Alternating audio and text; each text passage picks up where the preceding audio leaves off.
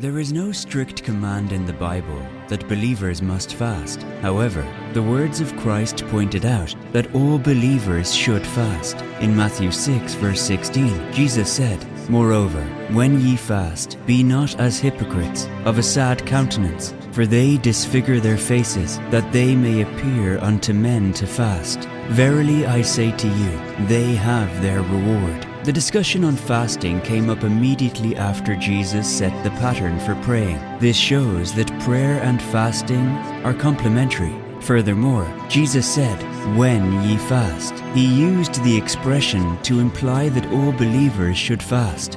Fasting is a discipline of self-denial. It means living a life that is separated from pleasures. Fasting could be carried out in different ways. However, whichever way anyone chooses to fast, all forms of correct fasting helps to put the flesh under subjection. If anyone claims to be fasting without having their body being put under check, then such a person is not fasting correctly. Each time you fast, your flesh is expected to be weakened and put under subjection, while your spiritual sensitivity to sin and to the Holy Spirit is enhanced. Fasting puts a high level of discipline on our flesh. However, it does not mean that we punish ourselves when we fast. There is a vast difference between discipline and punishment. The reason we have to fast to discipline our flesh is because the flesh is our enemy. One of the greatest enemies is the flesh, our old nature. Your flesh is not saved. Your spirit is what is saved. Your physical body will still desire the sinful practices it used to practice before you were saved. Galatians 5 verses 16 to 17 says, "This I say then, walk in the Spirit, and ye shall not fulfill the lust of the flesh. For the flesh lusteth against the Spirit, and the Spirit against the flesh, and these are contrary the one to the other, so that ye cannot do the things that ye would." The greatest enemy that the Holy Spirit encounters in his operation in human lives is not the devil, but the flesh. The flesh has long developed its own unruly appetites as against the wish of the Spirit of God. Therefore, we have to fight our way through by putting our flesh under subjection.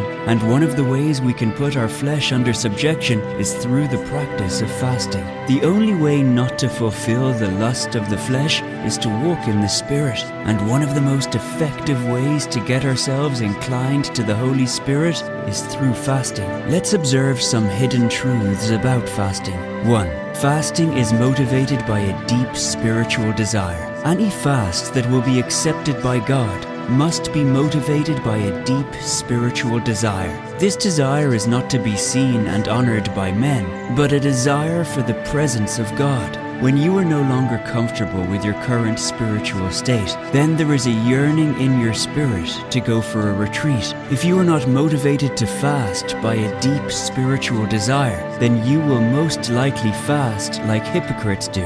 Hypocrites fast to be seen. Hypocrites fast to be adored. Hypocrites fast so that others may see them. Hypocrites fast so that people commend them for their spiritual growth. But true fasting is not to be seen. It is not to be adored. True fasting is a deep spiritual desire. A desire for intimacy with the Lord. A desire for intimacy with the Holy Spirit.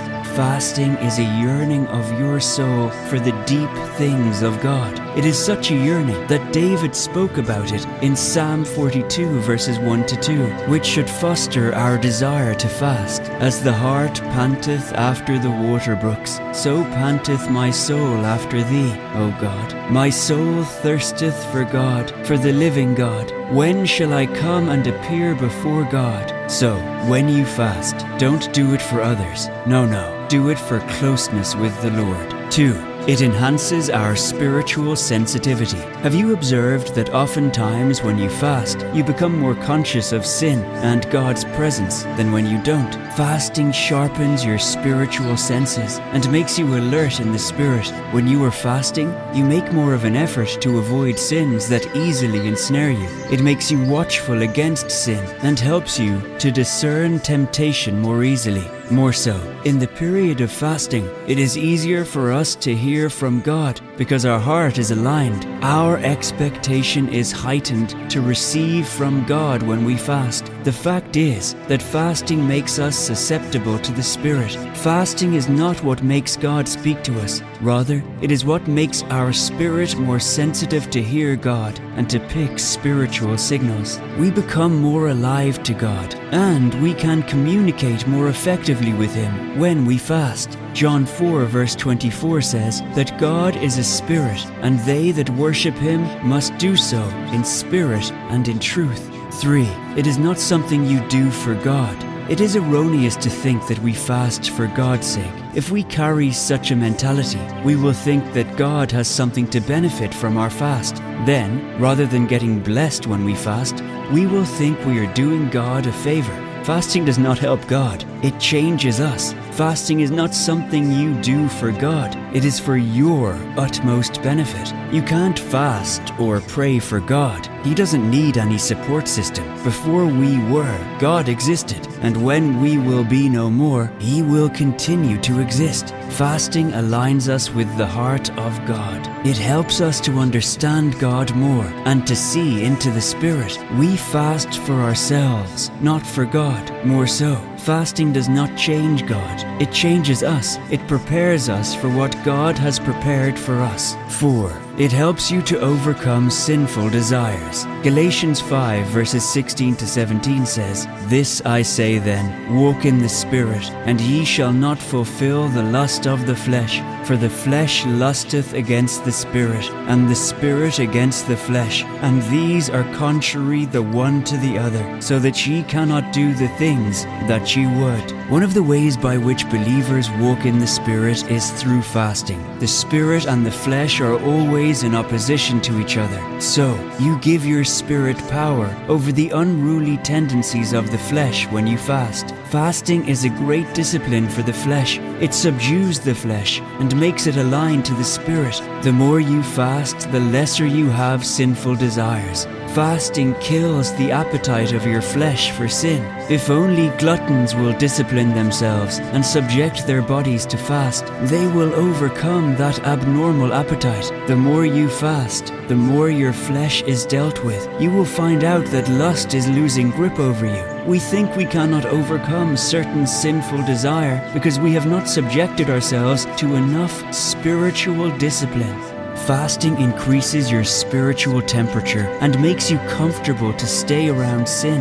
When we fast, we learn to say no to the body's most basic and powerful desire, for food. Simply put, if you can gain control over your body's basic desire for food, you can learn to control your body's desire for anything. Once you learn to say no to food, you can say no to lust and sexual immorality.